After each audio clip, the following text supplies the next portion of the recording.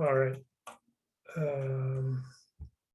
Those that have just joined us, thanks for joining us. We'll get started here in just a minute.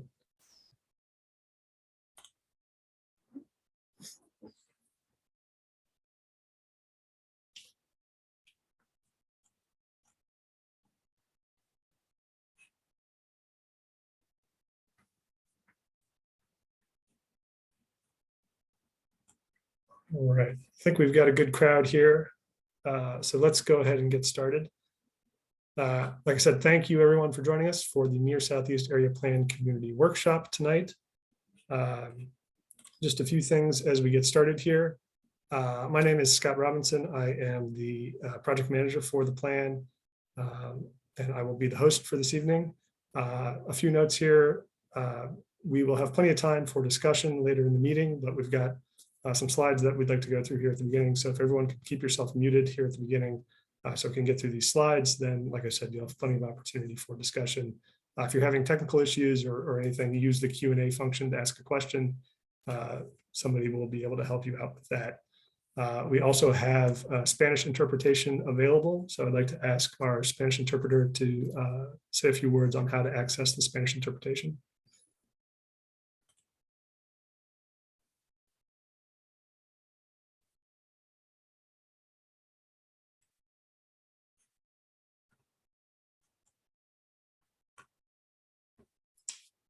We have,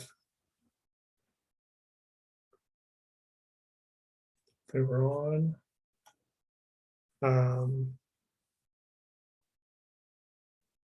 Mate, I'm sorry, I'm not sure how to pronounce your name.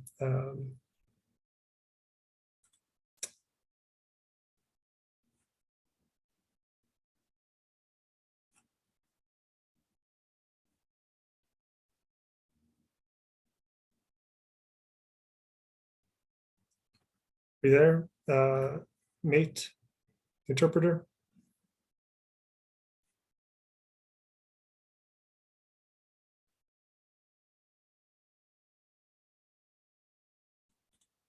You're on.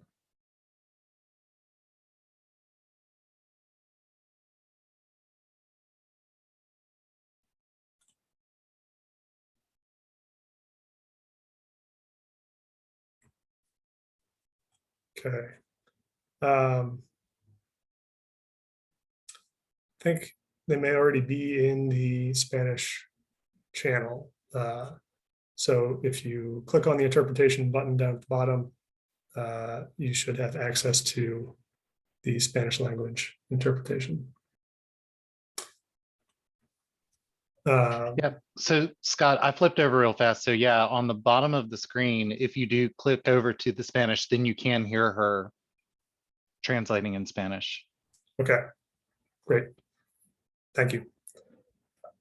All right. And with that, I would like to introduce Councilman Paul Cashman from District 6 to say a few words here at the beginning of the meeting. Yeah, thank you, Scott. I'm just looking forward to a great presentation, a great discussion, and appreciate everybody taking time out of their evening to have their voices heard on what is an important planning process. So I hope everybody has a good evening. Great, thank you, Councilman. We're happy you're here, and I know Councilwoman Black is here as well. I haven't seen if Councilwoman Sawyer is also here. So here's the agenda for tonight. Once we get through this welcome stuff, brief overview of the Near Southeast Area Plan for those of you who this is your first interaction with it, or even for those of you who participated earlier, you may have forgotten it's been a few months since we last did anything. So brief reintroduction to the Near Southeast Plan, overview of what we have done so far, and then what we are going to be doing over the next few months in the next round of engagement. And then, like I said, we're going to have plenty of opportunity for discussion. So we're going to break out into neighborhood groups and ask you some questions to facilitate some discussion around some key issues that we'd like to talk about tonight. So that'll be the majority of the meeting. But like I said, we have a few slides that we'd like to go through to introduce some things. So what is the Near Southeast Area Plan? It is a new area plan that we're working on covering 5 neighborhoods in Southeast Denver: Washington, Virginia Vale, Virginia Village, Goldsmith, Indian Creek, and University Hills north of Yale Avenue. You can see on the right here the overall boundaries, roughly Alameda on the north and Yale on the south, Colorado on the west, and Quebec Street and the city boundary with Arapahoe County on the east. What is a plan? Why do we do plans? A plan is intended to create a shared vision from the community to address that community's needs and shape how the area will grow and change over the next 20 years or so for this plan. So plans define a vision and recommend strategies to achieve that vision and are used to inform decision-making by the city and other public entities, and also by private property owners and other private citizens. Plans are policy documents, so they do not have the force of law, and they don't change regulations or zoning by themselves, but they make recommendations for future changes to those things. They don't establish budgets on their own. That has to come later from city council. And they don't get into detail on specific design issues. Again, it can recommend future action to make those design decisions or establish those budgets or change those regulations. The city deals with a wide variety of plans, from citywide plans like Comprehensive Plan 2040 or Blueprint Denver, which you may have heard of, to smaller area plans like this one, the Near Southeast Area Plan.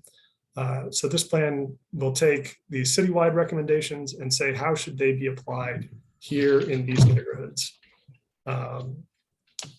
Getting into the specifics that will be needed to implement the plan in the area.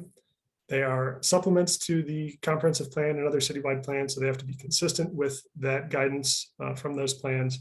But there are some limited ways that they can make updates to those plans, including in recommending future capital projects and facilities, guidance for future policy decisions like rezonings and changes to the zoning code.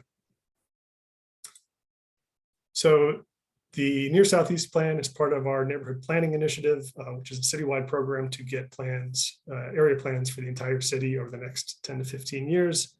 And the way those plans are set up is we have topics that every plan will cover.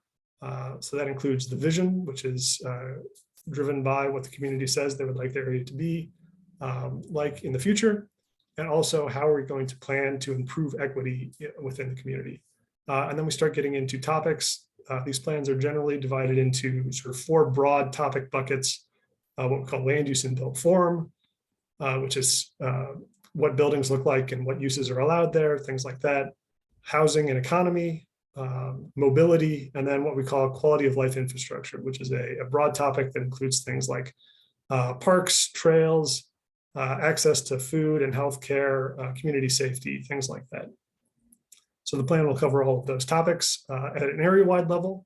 And then the plan will also include sections for each of the 5 neighborhoods within Near Southeast. So each neighborhood will have its own unique recommendations to deal with its own specific unique issues, because each neighborhood is slightly different and has its own needs. And then there will be an implementation section prioritizing the recommendations and saying how we should go about implementing them. So that's what's in every plan. We also have what we call focus topics, which are topics that can be in a plan depending on what we hear from the community and what the needs of the area are. So we want to hear from you on what specific things you would like the plan to cover as well.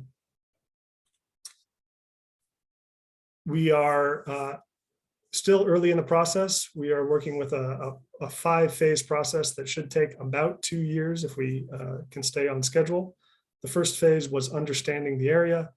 So that was really just looking at what the existing conditions are. We did a lot of background research that you can find on the plan website. And we also had our first round of engagement that I'll get into more in a second, where we asked what people like, what they don't like, what they want to see change, what they want the future to be like, to understand what the area is like now. Now we are moving into the second phase, which is defining the issues and developing the initial recommendations. So we've sort of heard from you all what you like, what you don't like, what the issues are.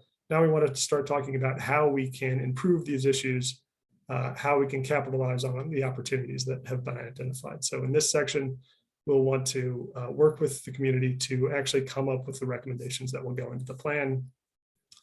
That'll be phase 2. Phase 3, we will share those draft recommendations with the community and get your feedback on them to improve them, update them, cover things that we've missed. That will be refining the recommendations in phase 3. We'll take those refined recommendations and put them into an actual draft plan document in phase 4. And again, share that with the community to get your input on the draft document, update and improve that as needed, and then take that into the adoption process with planning board and city council in the final phase. So that's a quick overview of Near Southeast Plan. What is it? Now talking about what we've done so far in that phase 1, understanding the area. So as I mentioned, the goals for phase 1 were to understand what the community likes and dislikes about the area, how they view the area, what they would like it to be in the future, and identify those major issues that need improvement, and identify those opportunities for improvement. And then also update our engagement strategy. Before the plan started, we created an engagement strategy, but we wanted to make sure that that would be reflective of what the community felt was appropriate engagement. So we shared that draft engagement strategy, got feedback on that, and now have an updated engagement strategy that you can view on the website. The public portion of this ran generally from July to September of last year. We had a big community kickoff meeting over Zoom in July, similar to this one, and did a variety of other things that I'll get into here.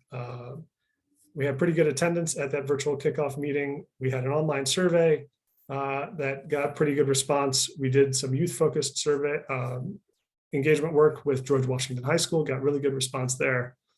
Also went out into the community at various events and set up a table at Cook Park Rec Center and other places around the community to hear from folks who maybe weren't actively seeking out the plan with the online survey or the community workshop. Also did some stakeholder interviews and did some intentional outreach to groups that we know traditionally do not participate in neighborhood planning processes. So we wanted to make sure that we're hearing from those folks. So we did some intentional outreach to them. We also, as I mentioned, did a lot of existing conditions background work. So we've put together a briefing book, which is a document that pulls together a lot of existing data around the community. That's on the website that you can browse through and see a lot of maps and charts summarizing Near Southeast. Did a neighborhood pattern analysis looking at the types of buildings in Near Southeast and what sort of defines them and what similarities there are between different building types. We did historic contexts looking at the history of development in Near Southeast so we could understand how things started and how they've changed and where they're going. And then also did some a mobility study and a market and housing study, diving into the details on those topics to understand, again, the existing conditions and how things are evolving and changing into the near future. All of those are available on the website. So between all of the community input we got and all this existing conditions background work we've done, we identified a few key takeaways. There's a lot of data. Like I said, if you go to the website, you can download whole spreadsheets of comments and charts and things like that. But we've tried to distill this down into a few key takeaways of what we've heard from the community. So generally people like Near Southeast, but there is a desire for improvement to commercial corridors, particularly on Evans Avenue, wanting better design, improved walkability, more shopping, dining, and entertainment options. People want better and safer mobility options for all modes to make it easier to get around and safer to get around.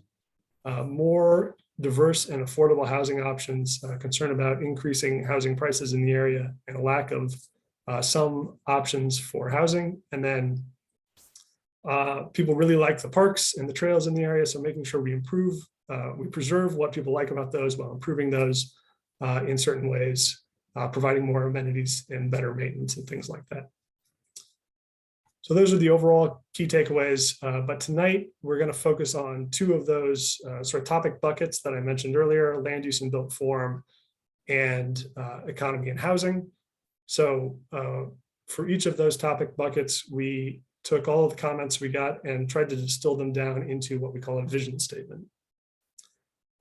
If you look at those in the survey that's on the website right now, it's this big chunky paragraph that I didn't want to put on a slide and try to make you read. So we've tried to distill that even further down to these bullet points. So I'll try to summarize these bullet points, but just keep in mind that this is a summary of a paragraph that is trying to summarize all the major things we heard from the community about land use and built form. So in 2040, folks would like near Southeast to be equitable, inclusive, and resilient, and have successfully adapted to climate change while reducing impact on the climate.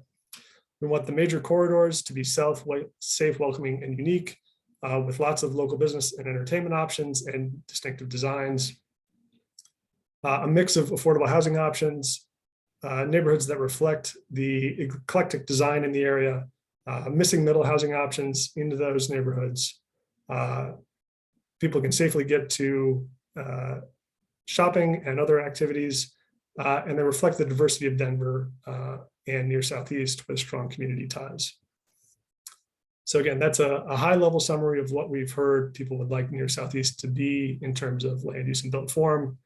But there are more input we need to define or to refine this into recommendations. So things like, how should near Southeast grow over the next 20 years?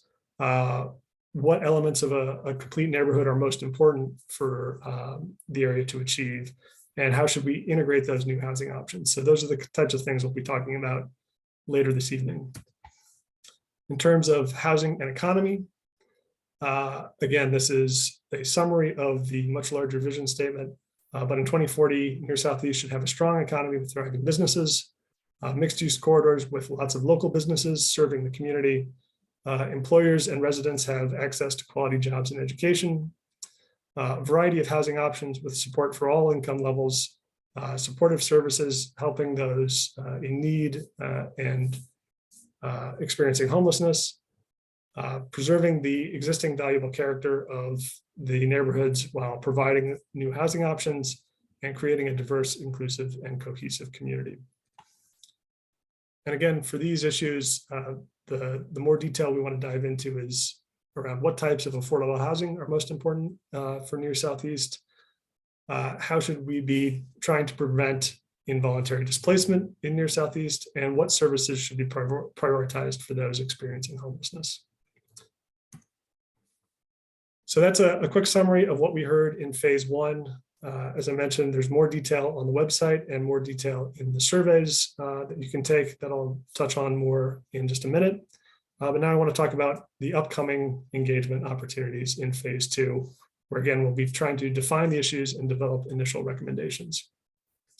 So we want to confirm those vision statements. Like I said, we've put those together with our steering committee based on what we heard from the community, but we want you all to provide feedback on these drafts so we can improve them and make sure they really reflect what the community wants to see. And then we want to start developing those recommendations for the issues that have been identified and the opportunities. For some of the issues, they may be more complex and maybe we can't go straight to a draft recommendation, and we'll need to come up with a few alternatives to evaluate. And we'll share those in phase three, get feedback on those alternatives in phase three, and come up with a preferred alternative in that phase.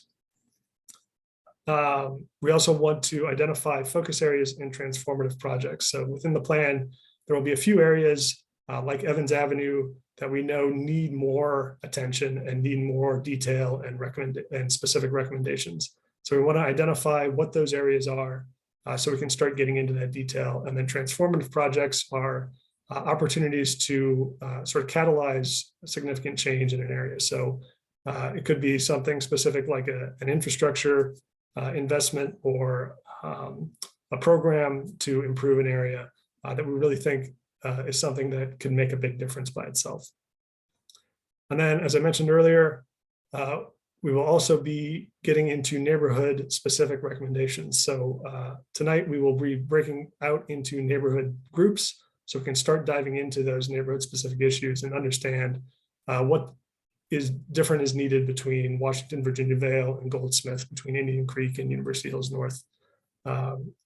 so we can make those neighborhood specific recommendations. And throughout all of this, we want to be clear about how we're using what we heard from the community in phase 1 to ask these questions in phase 2, and then how we will use what we hear from you in phase 2 in the future phases to come up with the draft recommendations and ultimately the plan. So if you ever have questions about that, let us know, but hopefully we'll be able to make it clear how this fits into the broader planning process and how what you tell us directly influences what goes on in the planning process. So we'll be doing a variety of activities over the next couple months as part of this phase 2 engagement. We have 2 community workshops, the one tonight, and then there will be a follow-up workshop next Thursday, March 10th, also at 10 p.m. or at 6 p.m., sorry, where we will be focusing on mobility in parks. So if you can, we encourage you to make that workshop as well, because this beginning portion will be similar, but the second portion will be focused on different topics. If you can't make it, it will be recorded as this one is, and you'll be able to view it online if you'd like. And there will be lots of other opportunities to participate, such as pop-up and in-person events.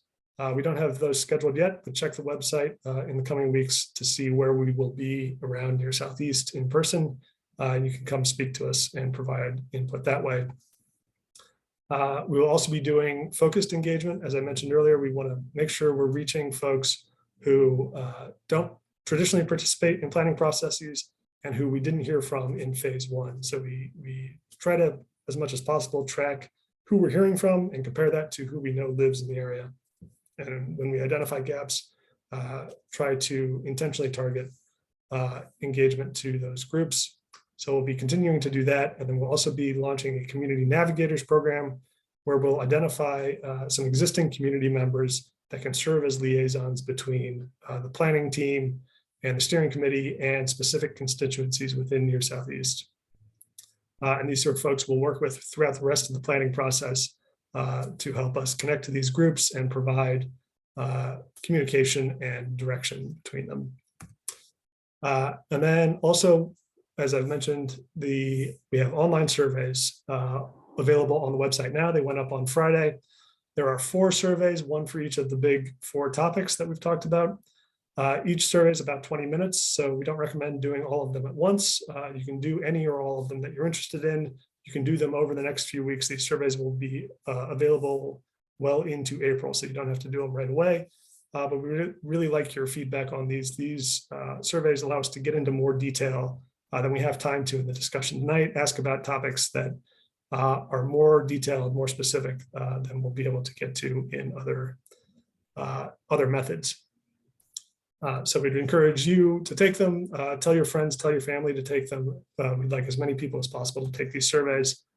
As I mentioned, they are available now on the website. If you go to the website, denvergov.org/near-southeast-plan, scroll down just a little bit, you'll see the 4 surveys there.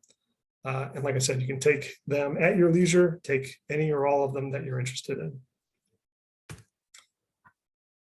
So that was a lot of information I just threw at you, but now we're going to have an opportunity to break out into discussions. So I will, in just a second, open up the breakout rooms. You will have an opportunity to select which breakout room you want to go to. We recommend you go to the one for your neighborhood. If you don't have a specific neighborhood you're interested in, or for whatever reason you want to have a broader area-wide discussion, you can stay in this section, not go to a breakout room, and we'll have an area-wide discussion.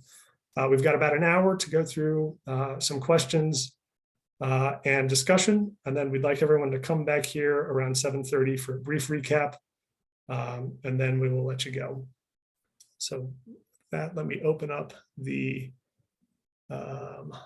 breakout rooms. If I can find it, there it is. All right, so if you go down to the bar on Zoom at the bottom and you see the 3 dots, if you click on that, there should be a breakout rooms option. Click on the breakout rooms option. It should come up with the 5 neighborhood breakout rooms. So again, select your neighborhood. It'll take you to that breakout room where you can have a neighborhood specific discussion, or if you'd like to stay in this room, we will have an area wide discussion. And we have the map here on the right. If you're not sure which neighborhood you live in, Washington, Virginia Vale is roughly Alameda on the north, Quebec on the east, Cherry Creek and Mississippi Avenue on the south, and Glendale on the west, Virginia Village, Mississippi Avenue and Cherry Creek on the north, Quebec on the east, Evans Avenue on the south, I-25 and Colorado on the west.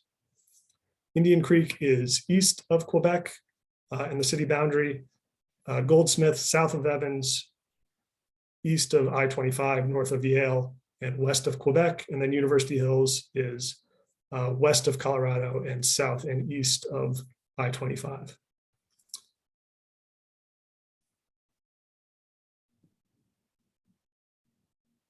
So again, there should be, if you go down to the bottom of your Zoom, 3 dots, click on that. There should be a breakout rooms option where you can see the neighborhoods and select the neighborhood.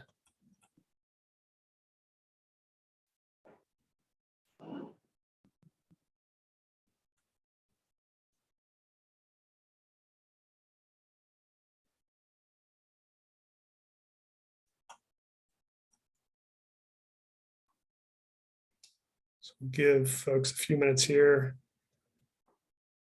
to make it to their breakout rooms.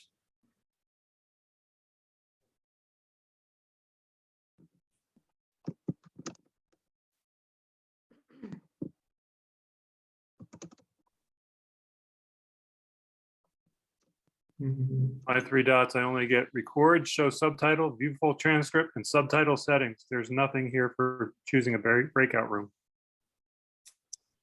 Me either. Okay. And where is it on the mobile app? Me either.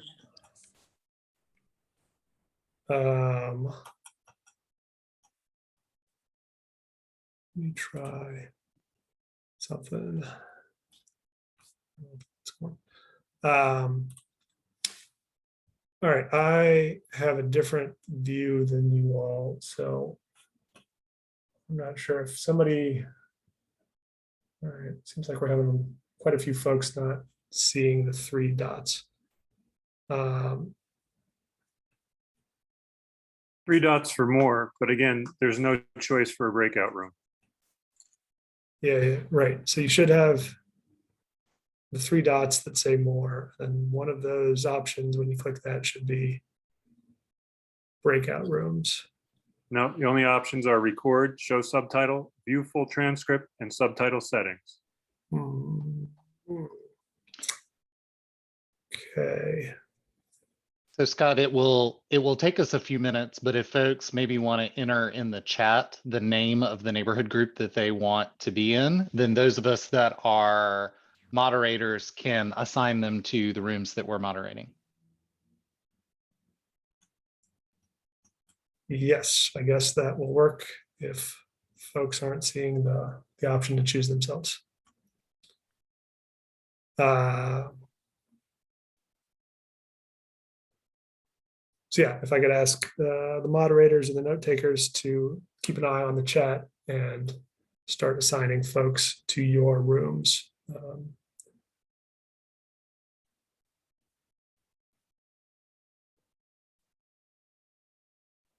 Sorry about this, folks.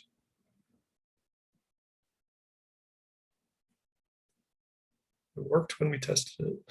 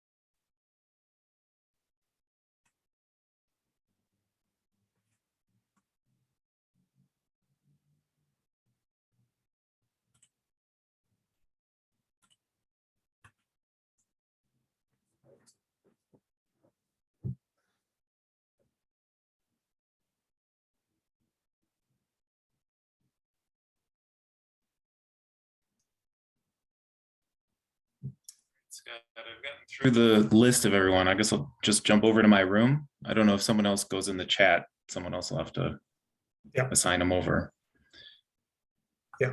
Thanks, Corwin.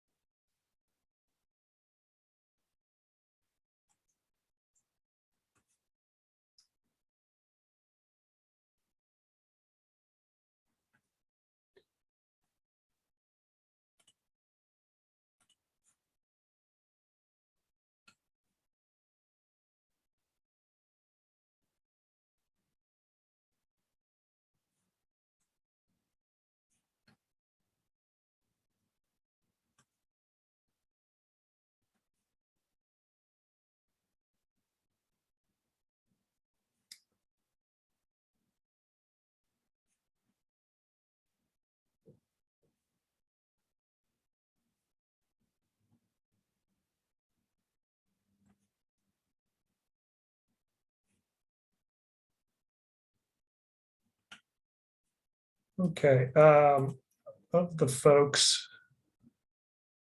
who are still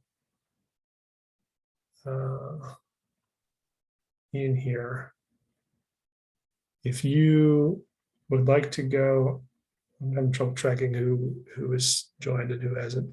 So please raise your hand if you are still in the main room but would like to go to a neighborhood room. Wallace. What? Virginia Village. Virginia Village. Okay. Jenny. University Hills. Yeah, I should know that one. Sorry, Jenny. That's okay. And Councilman Cashman, where did you want to go? Virginia Village?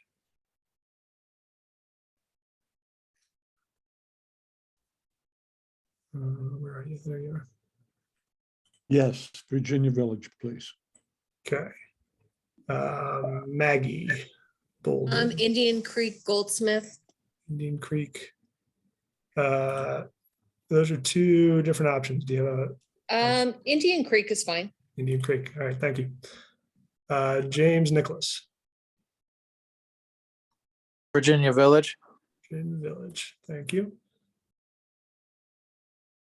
Where are we? Maria Halloran. Virginia Village, please.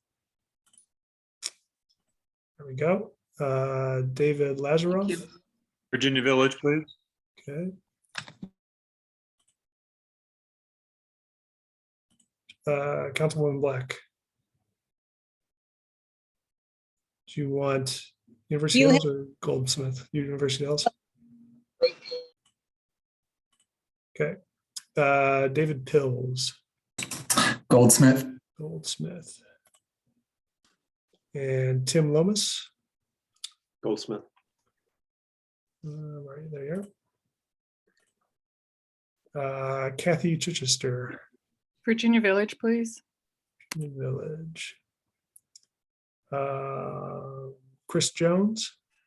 U Hills North, please. Where are we? Jim, I thought I already got you. You want a Goldsmith? Yes, please. Okay. All right. Is that everybody who wanted to go to a neighborhood? Jason Brookall? Yeah, Virginia Village, please. Virginia Village.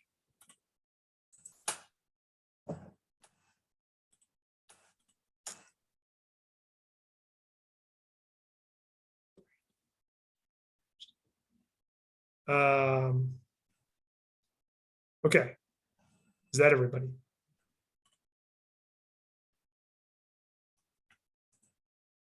Okay, good. All right, got a nice little group here. Again, sorry for how long that took. I'm not sure why that didn't work like it was supposed to. But now that we're here, like I said, we will do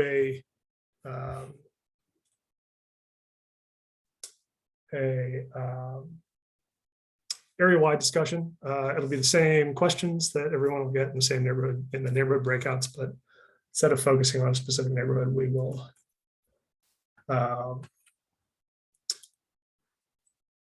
talk about it area-wide. So, all right, so the first topic we're going to talk about generally is growth and complete neighborhoods, or the land use and development, land use and build forum. So summarizing sort of what we heard from the community in phase one, as Denver continues to grow, every part of the city will need to accommodate growth. That's our citywide direction from Comprehensive Plan 2040 and Blueprint Denver. In near Southeast, we want to make sure that that growth happens sustainably and in appropriate places and limits the impacts of new development on the existing community, ensuring the creation of complete neighborhoods. It also means integrating missing middle housing, which is housing sort of between 2 units and 20 units. So at one end, we have the classic single family house. At the other end, we have the large apartment buildings that we see being built all over Denver. We sort of have a lot of those. What we're missing is the things in between, things like duplexes, triplexes, fourplexes, townhomes, garden courts, things like that, that we want to see more of in neighborhoods. So we're going to be asking a few questions about how we can distribute growth in near Southeast and the different trade-offs associated with that. What types of amenities that folks are most interested in seeing, and what types of missing middle housing are most appropriate and under what circumstances. So if you will indulge me for just another second while I switch this around, we will go to the survey here.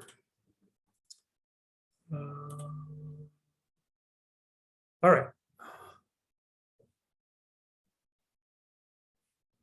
You guys seeing the link information at the top? Screen share is blocking it. But if you go to the link up there, either on your phone or in a new browser window on your computer, you should have an opportunity to answer these questions. So I'll give you a minute to get there.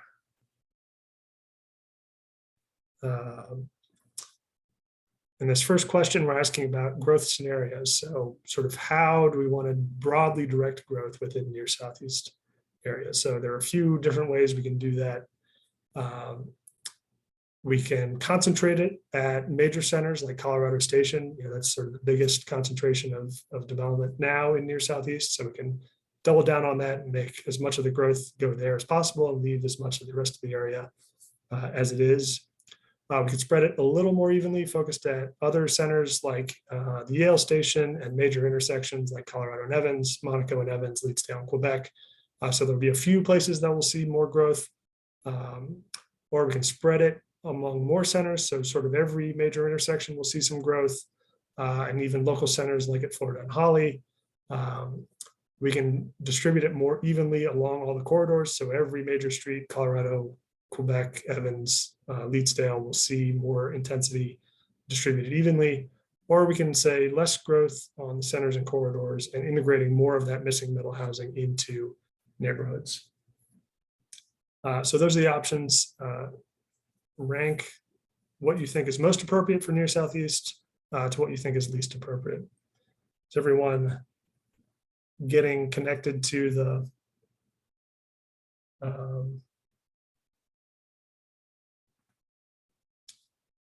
service here and seeing the options?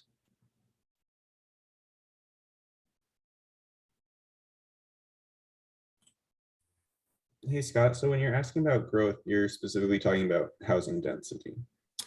That's mostly what we're talking about, but at places like Colorado Center, that'll also be new office development, things like that. It's really where you want to see more intensity of development. But yeah, we're generally talking about as Denver continues to grow in population, where do we want to direct those new housing units? Thanks. Yeah, good question.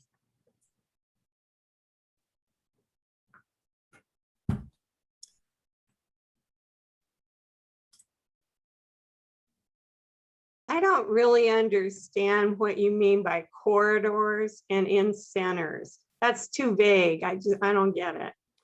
Yeah, No sorry about that. offense, I just don't get it. Sorry about that. Yeah, so by corridors, we mean sort of the major streets that have more significant development along them, commercial development. So places like Colorado Boulevard, Leedsdale, Evans, those are sort of the main, what we call mixed use corridors. And then centers are places like Colorado Station that are sort of local areas where we see a lot of that different type of development. Again, a mixture of retail, office, entertainment uses, and residential. So those are the centers and corridors. That helped. Thank you. Yes, that does. Yeah, certainly. If anyone else has any questions, just shout them out. We've got a small enough group here that we can people can unmute themselves and ask questions. I kind of feel like we're already so crowded with every friggin' corner's got some kind of thing on it now. Mostly things I'm not that happy about, but nonetheless, they're there. So if you drive from Glendale, I mean, it kind of reminds me, I used to work in Chicago. I'm from Colorado, but to me, we're starting to look more and more like Chicago. No offense to Chicagoans, but it just isn't my cup of tea. We're losing open space. Glendale's going to tear up their little park. And I'm a habitat steward, and one of my concerns is there's not going to be any place for pollinators, and without pollinators we won't be here anyway, so why bother if you're not going to have them, you know? So I can't imagine more growth, to tell you the truth, unless it's small and manageable. It just there's very few open spaces for people. It worries me a lot.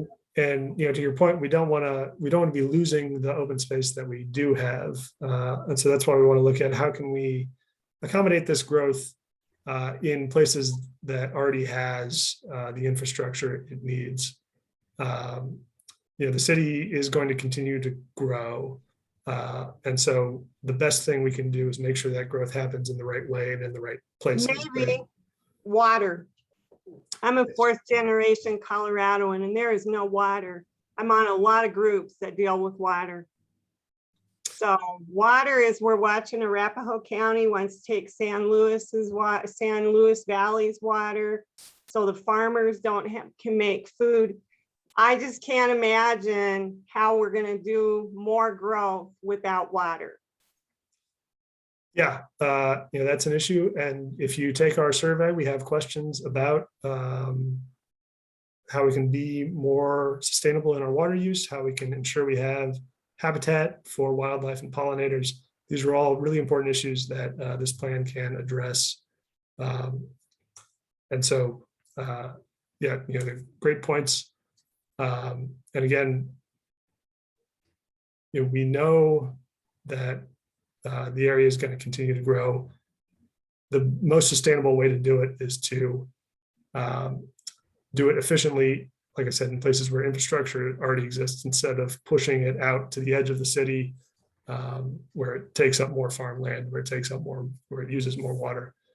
So we want to accommodate more growth within the existing city. And so that's what we want to get into of how can we make sure we're doing it appropriately. I feel like there's something I'm missing here, because I'm not seeing responses here where I think I should be. Give me just a second.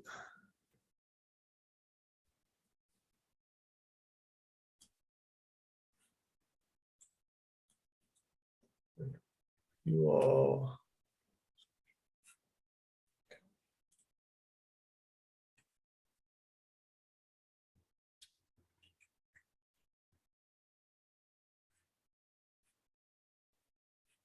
Yeah, so if people started putting in their responses yet, they're not showing up here.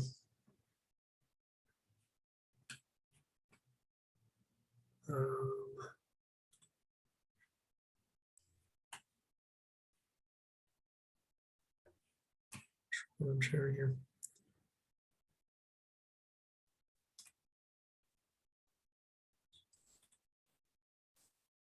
Yeah, that's right. All right. So can anyone tell me if they've, finalized their responses and entered them?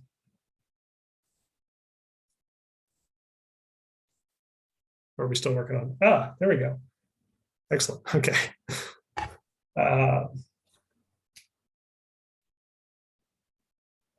Me.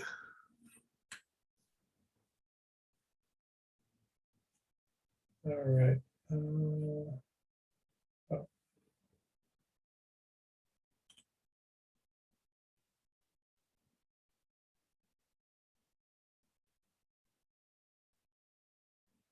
Okay, great. Looks like maybe we've gotten a couple folks here to respond.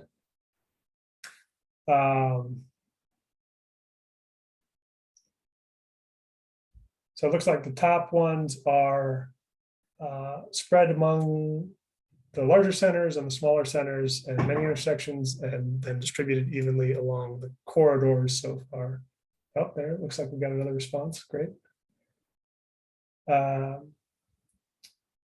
So looking at the top response now, again, that's sort of distributed among a lot of different sort of nodes or areas throughout the area. And someone who ranked that first talked to me about what they liked about that option, or why they put that at the top.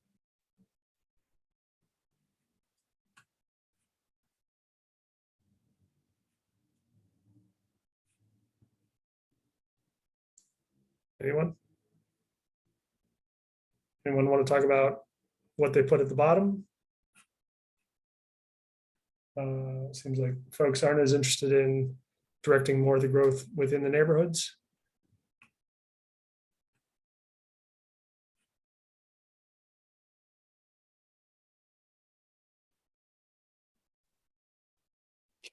Yeah, I think I put that at the bottom. My name's Nick. I put that at the bottom because I don't want to see the neighborhood change a lot that I live in. I'd like to see kind of old dilapidated areas torn down and bigger structures put in, like what happened with the Cameron Motel. Stuff that needs to go anyway. And not kind of completely changing the nice neighborhoods that exist in Southeast Denver.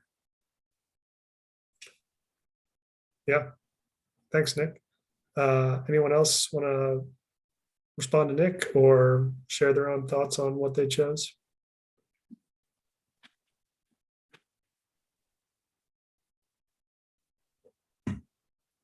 Is your opportunity to provide more detailed feedback if there's specific things you're concerned about in terms of growth, as we were just talking about with Wilma. Anything like that? Well, since no one else is talking, I could say,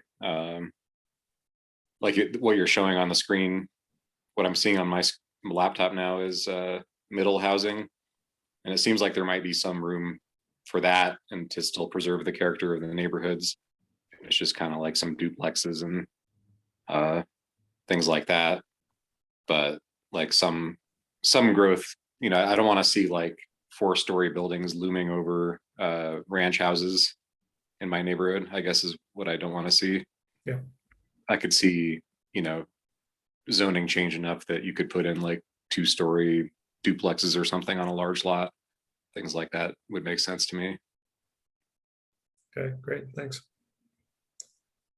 All right, anyone else want to chime in on this first question before we move on?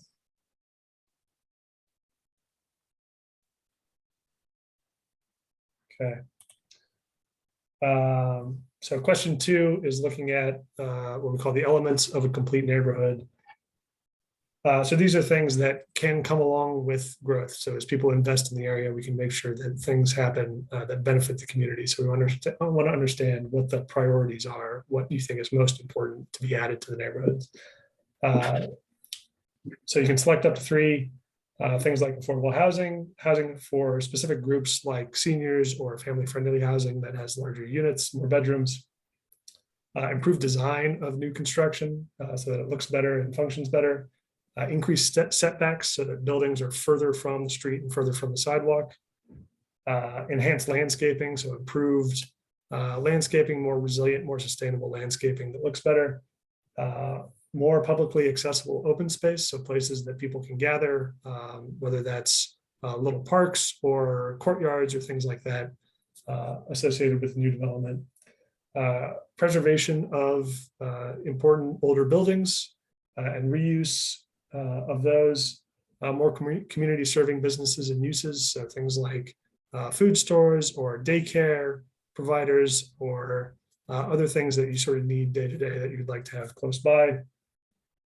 Better mobility options, so making it easier to connect using different things like walking, biking, taking transit, using scooters or car share or whatever you might be interested in, or improve sustainability of new buildings and development. Or anything else. If there's something not on this list that you think of, you can select other and then let me know what you would like to see.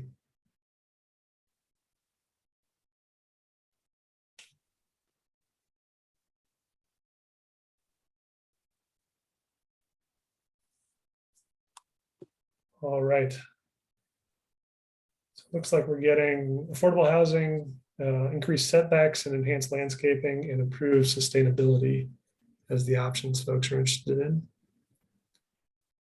Anyone want to talk about any of those or anything they didn't choose and why they didn't choose it?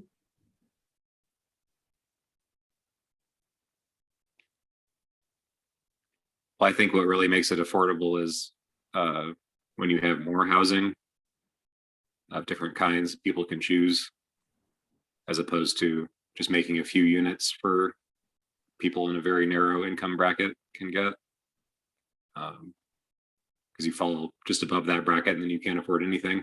So rather than trying to make a science out of affordable housing, just permit more in the places where it makes sense, like you were talking about. Yeah. Great, thank you. Yeah, I like Nick's ideas because I don't like the idea of grouping people, like young people, older people, you get this group, they get that grouping. I just think that's a mess. I think it's better when we can all interact with each other and benefit from those interactions. Yeah, definitely. And increased setbacks, I think, is good to see with new development. I think it's a shame, that part of the reason that people drive is because it's so unpleasant to walk along major streets like East Evans and Yale. I know people that live half a mile from light rail and drive just because they don't want to be walking on like ice and dirt and cars passing 6 inches away from them. So I think it's a shame that the city hasn't made more progress on improving sidewalks, and especially on major streets. So at least when we redevelop things, having more setbacks, bigger sidewalks, to make it more pleasant to walk or ride a bike is nice. Yeah, good point. Anyone else want to comment on this one before we move on? Yeah, I agree. You have to walk single file in our neighborhood, and I walk a lot. So you can't walk 2 by 2 unless somebody's in the street. Yeah. And if you wanted a third person, that's really hard. If you're pushing a baby carriage, my heart goes out to you, because it's really difficult. Yeah, anyone pushing a baby or in a wheelchair or anything like that, it's really not safe for them. So yeah, that's really important. All right, thanks for the comments on that one. Let's move on to the next question. So this is the missing middle housing question. So these pictures are examples of different types of missing middle housing. Again, that's the 2 to 20 unit housing options that can be integrated into neighborhoods.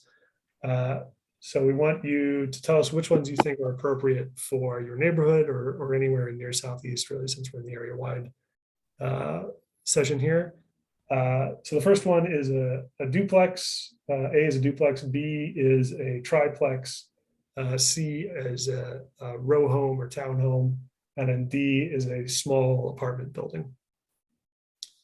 So again, let us know which of these, and you can select as many as you would like on this one, which ones you think would be appropriate, could be appropriate in your neighborhood.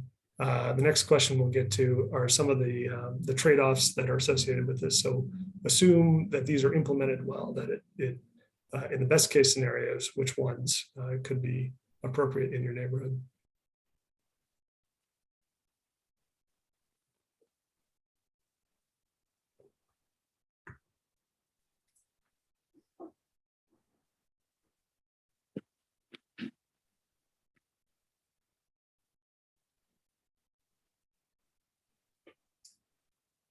All right, it's looking like the duplex and the triplex so far.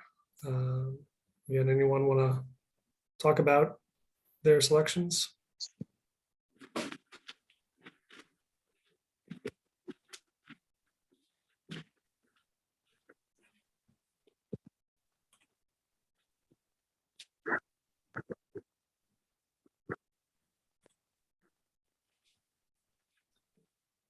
No one has an opinion on this one?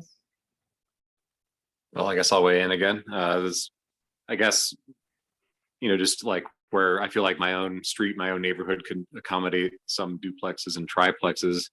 But when you get to apartment buildings, it really changes the character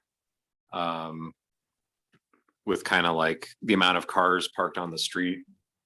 I live next to an apartment building and they, instead of parking in their own parking lot, they park in front of my house.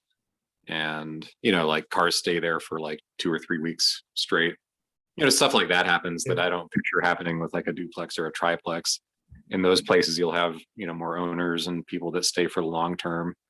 Whereas like, big apartment buildings, it's more like revolving door. People don't get to know the neighbors, that kind of stuff. So the first two are a much easier sell than the last two. Yeah, thanks. Anyone else?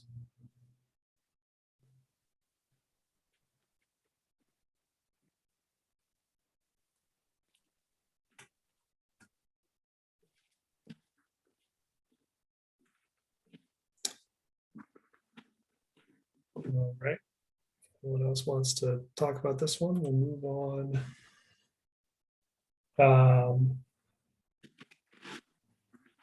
to where, sort of under what circumstances these additional housing options should be integrated into the neighborhood. So there are a few different ways. On sort of corner lots would be an option, along the larger or collector streets. So the more heavily trafficked streets. On larger lots, if lots are over a certain square footage, they can accommodate additional units. If the new development includes affordable units, so you can add a unit as long as it's affordable or something like that, where it will preserve the existing house, so you can keep the existing house and maybe add a unit on the back of it or something like that. At the edges of the neighborhoods, serving as a transition, so maybe things can get more intense as you get towards the edge, get towards the major streets like Colorado or Evans. As long as the design fits in character-wise, so as long as it sort of looks like the existing development in the area, it's okay if it has more units. Or if you just think sort of everywhere in the neighborhood can accommodate more units, you can choose that one. And again, you can choose all the ones that you think are appropriate. So select as many as you'd like here. And also last option again is others. So if there's something not on the list that you think would be a place or a circumstance where more housing options should be integrated into the neighborhoods, into the existing residential areas, you can go ahead and select that one and then share what you think. All right, so it looks like pretty even distribution here among quite a few of the options. Really the only one nobody's selected besides everywhere is preserving an existing house. So anyone want to talk about their options or their selections, what they think is appropriate for integrating new housing?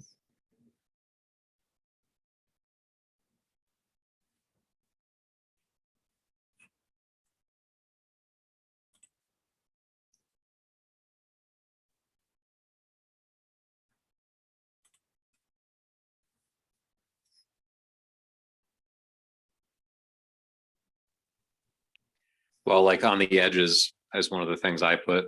Yeah. Like I live in a neighborhood where there's some houses that are right next to apartment buildings, and then it's just houses from there on out.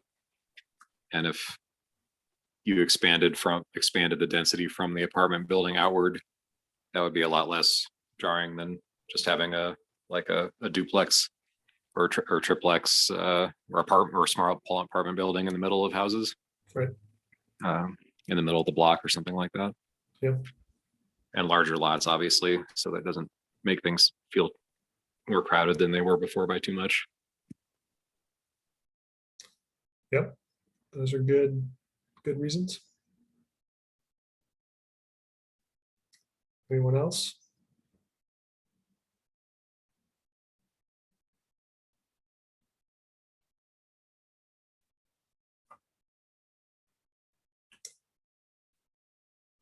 All right.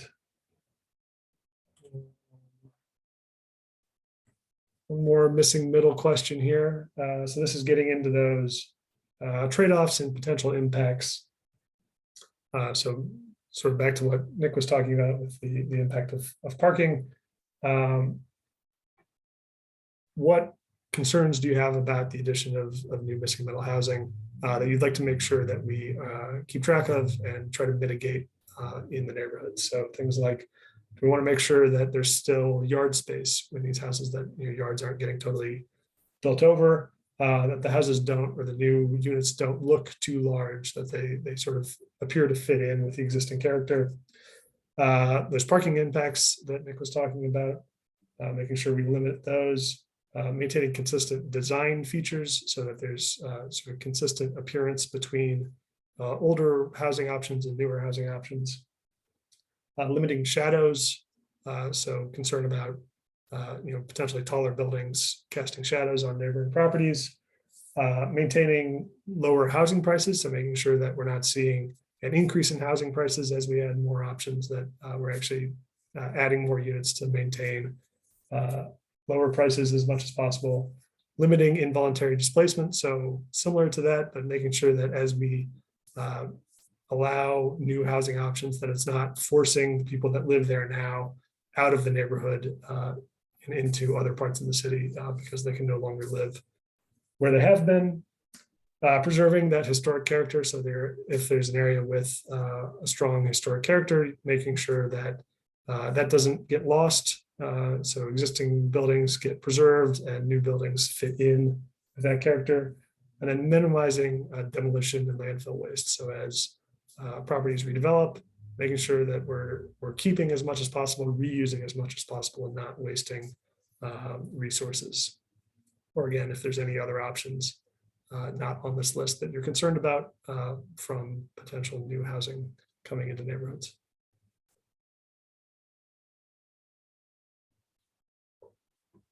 I'm not seeing those choices on my screen. I'm seeing affordable housing detailed choices. You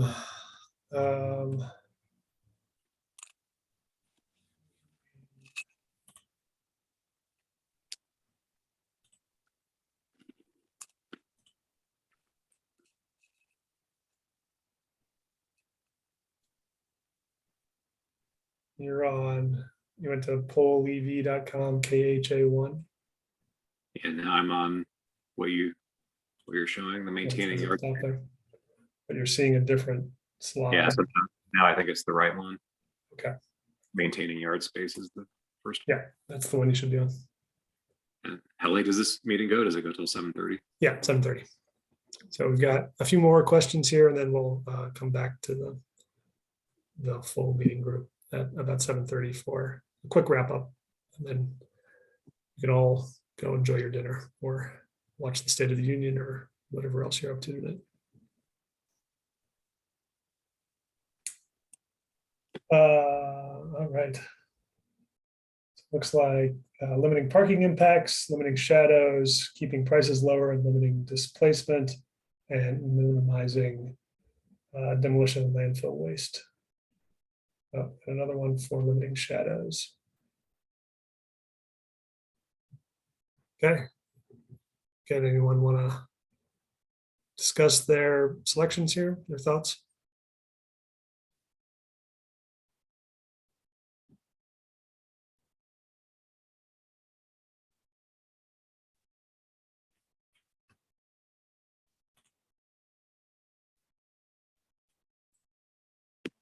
So when you say shadows, does that just mean like if a taller building is built on the north side of you, then that wouldn't be an issue. But if it's on the south side, then it would be. Yeah, right. Like you can do things like encouraging buildings to shift to the south side of their properties, right? So that the shadow is cast on that property instead of going over into the neighbors. But yeah, that's exactly what it is. It's Okay. if a taller building goes on to your neighboring property to the south, it could potentially cast shadows on your house and your yard. So yeah, I put that one thinking about like a neighbor's house or on the next block up in their backyard, there's a huge building that went up. But it is to the north of them, so I wonder if that would fall outside the shadow thing. But yeah, just kind of like having some consideration of what the neighbor's perspective would be. Right. We don't want. It's not really fair to surround people with much taller buildings than their own. Yeah.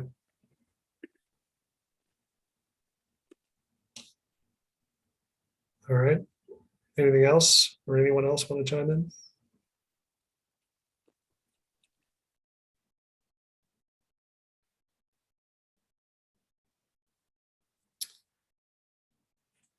All right. We've got 3 more left here. So now moving on to affordable housing. So what types of affordable housing do you think are most important to be added in near Southeast? So do you have a sense of where the greatest need is or what you think is most important for adding in near Southeast? So senior housing for folks 55 or older, larger units for families, so 3+ bedrooms to accommodate families with kids. More for sale units as opposed to for rent, so people can purchase units. Permanent supportive housing, which is housing for people transitioning out of homelessness to get them into permanent housing that supports them and meets their needs and will then transition them to safer housing options, or anything else that's not on this list.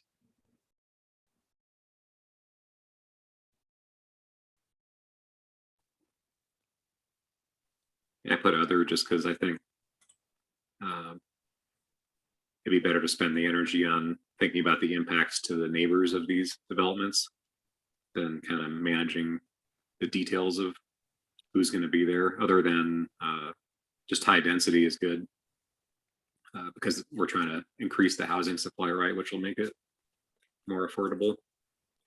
So we don't want, one giant mansion to take up a big development area, obviously. We want density. But beyond that, I would prefer to see the efforts focused on avoiding disrupting people's lives that live there already. So you're saying, right, it's less important what the type of affordable housing is, as long as it fits in and doesn't create disruption, then any or all of these or whatever's most needed is appropriate. Right. Okay. All right, great. realized. Need to go back. All right. Bear with me again for just another second.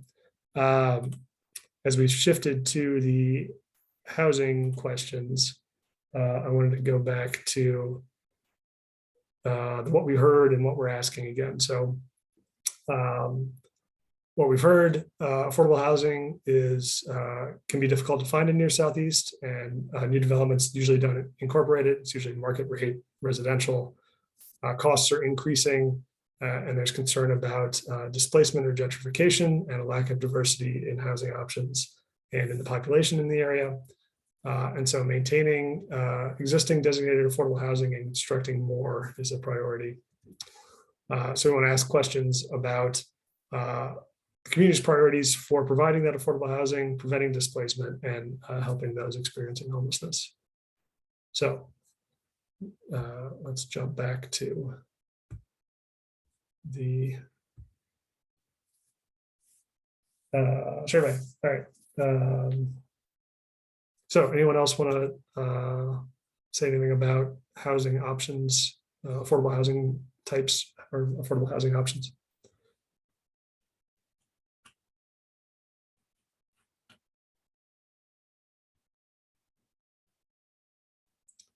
Okay. All right, and then now thinking about displacement, there are some different strategies we could use to prevent involuntary displacement. So thinking about these, which ones do you think should be prioritized in near Southeast, or would be the best options to try to use in near Southeast? So just providing more units overall, making sure there are more housing options, more housing units that people can live in, more subsidized affordable units, specifically for targeting lower income groups, support for existing homeowners so that they can maintain and rehabilitate their houses instead of being forced out, financial assistance for home buyers so renters can become home buyers with a little help, preserving unsubsidized affordable housing, or what we call naturally occurring affordable housing. So those are typically apartments that they're not subsidized, but they have lower rents that folks can more easily afford just because of the market. Community control of land, so that's things like land trusts, where a nonprofit or a community group will purchase some land to develop housing on and provide that housing at affordable rates. Or rental assistance programs, again, helping renters keep their rent up to date or meet needs as they arise so that they don't get evicted or don't get forced out from small disruptions and things like that. Or again, if there's anything other that is not on the list. So it looks like more affordable units, preserving unsubsidized affordable units, and community control of land are the ones that have been selected here.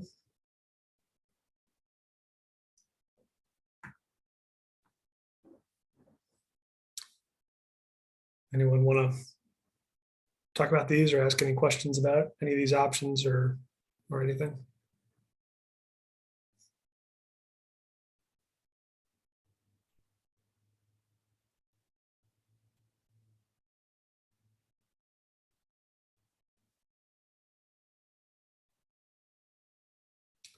Something on this one?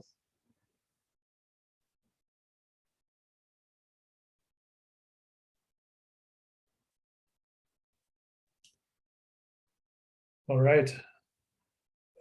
This is the last question. So thinking about folks currently experiencing homelessness, trying to get them into better options. Which ones do you think are appropriate to provide in your neighborhood for people experiencing homelessness? So tiny homes, typically 100 square foot structure that can be set up in a group on property. Safe outdoor spaces, those are the designated camping places that we've seen a few of around town so far. Congregate shelters, that is sort of your traditional homeless shelter that's open overnight and can accommodate a large number of people sleeping on cots in a shelter. Safe parking spaces where people with cars or with trailers can safely park overnight or for a longer period of time, and live out of their trailer or their RV or things like that. Non-congregate shelters are things like when the city rents out hotel rooms or motel rooms for folks to get them off the streets and into housing options.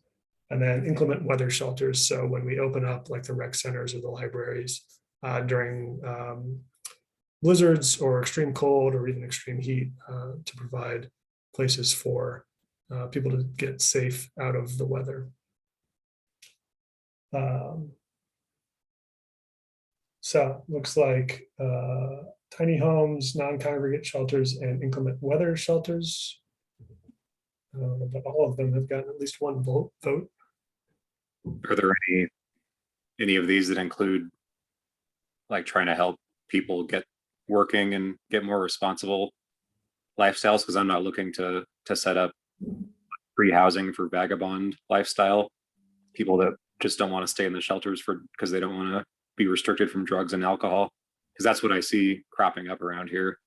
It's not, I know that the housing market's difficult, but I don't think these tents popping up are folks whose house went up 10%, their rent went up 10% and now they're in a tent, right? These are like people who are choosing a lifestyle. So frankly, I don't want most of these in my neighborhood, or maybe not any of them.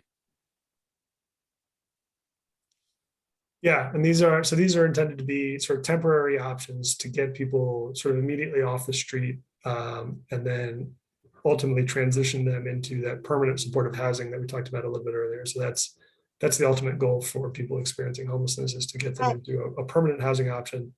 These are sort of the intermediate steps that can help improve their safety and the safety of the community.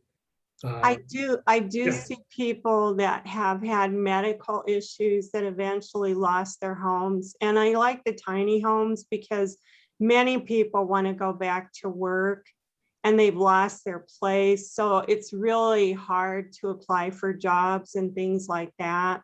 So I think the tiny homes would give people that sense of responsibility again, and really also help with self-esteem, you know, because you'd actually have a place that's yours. And many people will go back to work if they can get the support they need.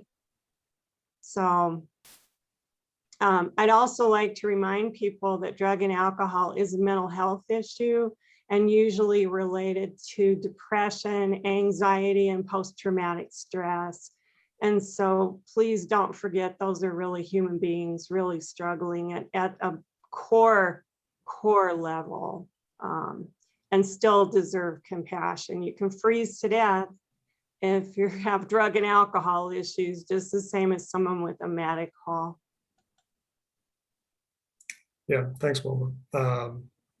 So yeah, as I said, you know, the idea is that these are options to help people be safe, and then we can start connecting them to the services they need and try to transition them into more permanent options.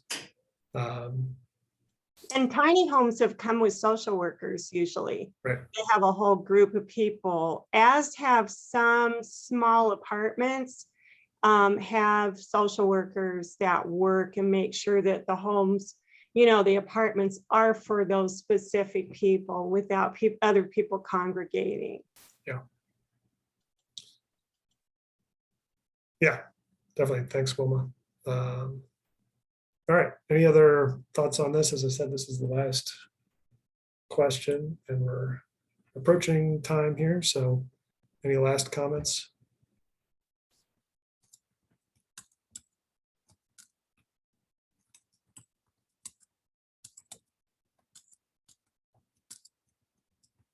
All right. So we'll start calling folks back into this meeting room in the next couple minutes. So while we're waiting on that to happen, if there's any other topics, questions anyone would like to ask, well, we've got a few minutes here, let me know. like I said, we'll be talking about mobility and parks and landscaping and sustainability and resiliency at the meeting on March 10th. So encourage everyone to attend that as well. And hopefully things will run smoother at that meeting than they did at tonight's.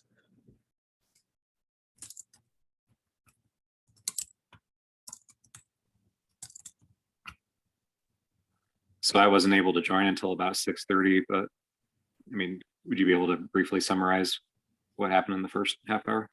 Yeah, sure. So gave a brief sort of reintroduction to the Near Southeast plan. If you haven't participated so far yet, or even if you haven't forgot what the plan was about, gave a brief overview of what we did in the first phase of the plan.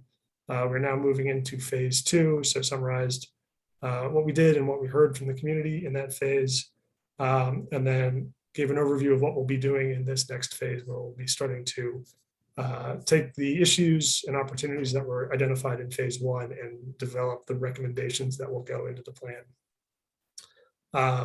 And so, this meeting is recorded. It'll be up on the website hopefully by tomorrow. So you can go back and watch that first half hour if you'd like. And go to the plan website. There's plenty of information on there about the plan and what's going on. I have a question. Yeah, go ahead. If there's comments that people made or questions that are in the chat, are those going to be addressed after the meeting? Yes, we will. People after the fact have questions, or there's items in chat that didn't get addressed?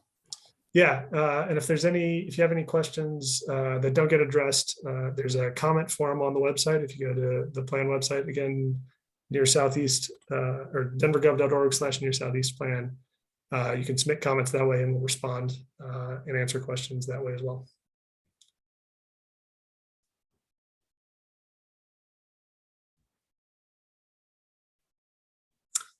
All right, folks should be coming back here in just a minute.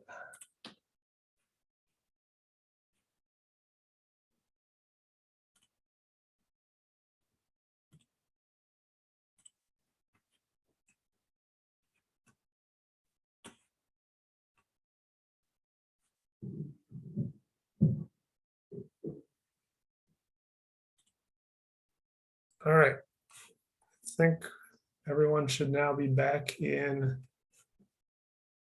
the meeting. So we'd like each group, if each facilitator can give us sort of the most important thing that your group discussed. We want to keep this quick so folks can get out of here by 7:30. But if we can do that, so let's start with Goldsmith. If the Goldsmith neighborhood would like to share quickly. Of course. So I think the main theme that really ran throughout our discussions was the need for affordable housing that remains affordable housing. We talked a lot about how housing that may be affordable today, those prices may escalate over time. So ensuring that any housing that's being added is keeping that affordability into the future. Great, thanks, Aiden. If Indian Creek would like to go. Yeah, so what we talked about in Indian Creek is there's a lot of Indian Creek that is really built out, and there are only a few key places where we're likely to have development in the future. So there was a lot of conversation about the corridors, some of the challenges that are facing the corridors today in terms of accessibility and mobility, and then looking at opportunities to reposition sites, also to create some affordability, greater diversity in housing types. And there was an openness to greater density transitioning back to existing built neighborhoods. Thanks, Eric. I just put in the chat the link to the form. You can go put your email in if you want a chance to win a $20 gift card to Target or a local restaurant in Near Southeast. We'll do a drawing after the next meeting on the 10th. You can do that while we finish up the wrap up. University Hills North, if you'd like to share. Oh, sorry. So we actually combined with Goldsmith because of our numbers. Okay, great. Thanks, Libby. Virginia Village. Yeah, Scott, I'll just add a little bit here. We talked a lot about maintaining the neighborhood character and also kind of creating safer environments, specifically along corridors. Evans was mentioned quite a bit. And then also kind of the inclusion of more kind of smaller public open spaces. So maybe more wider landscape and kind of open areas for folks to enjoy. Thanks, Jason. I just realized I was sharing the wrong screen there. All right, so like I said, go to the link, enter your email for a chance to win. Thank you, Jason. And then I think we had Cortland in Washington, Virginia Vale. Yeah, so I think a theme of our conversation in Washington, Virginia Vale was similar to what Jason just said. Maintaining the existing character of the neighborhood. And so some ideas that were given by the participants in that group included an interest in basement accessory dwelling units as a way of allowing more residential without changing the look and feel of the neighborhood. Also limiting the size or scale of new development so it fits in better. So an example of that is that there's a lot of areas in the neighborhood that have single story character. So if a new house was built that was multi-story, that would start to impact that. So there's a desire to try to make everything fit in with the neighborhood as it looks today. Thanks, Cortland. And we just had a couple folks that stayed in the area-wide section, but similar discussion. We had a lot of discussion around the need for more housing, but how to make sure that fits in with the neighborhood and doesn't negatively impact the folks who already enjoy living in near Southeast. So with that, we will,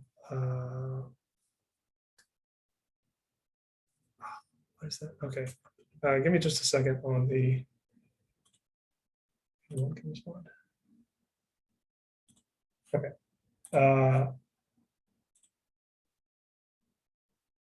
I think I fixed the form. Try it again. I'll put the link again in the chat.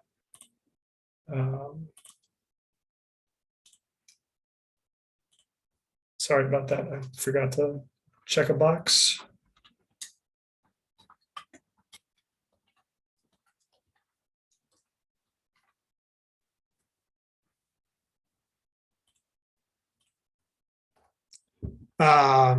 Okay, thank you everyone for participating tonight. Sounds like we had some really good discussion. Really appreciate your patience earlier in the meeting when we had the trouble with the breakout rooms. We will try to get that fixed. For our next meeting, which as I said is Thursday, March 10th. So encourage you all to join for that again for discussions around mobility and parks and landscaping and sustainability. As I mentioned, the surveys are on the website, denvergov.org/near-southeast-plan. If you have questions, there's a question form on there you can submit and we will respond. Lots of opportunities to participate coming up. So we hope you will do that and tell your friends, tell your neighbors to participate as well. With that, I will let everyone go. Just a couple minutes past 7:30. Have a beautiful Tuesday evening, and I hope to see you all next week. Thank you. Thank you all for doing this. Thank you. We appreciate it. Thank you. You're welcome. Thanks for joining. Have a good one. Thank you. Good night. Good night.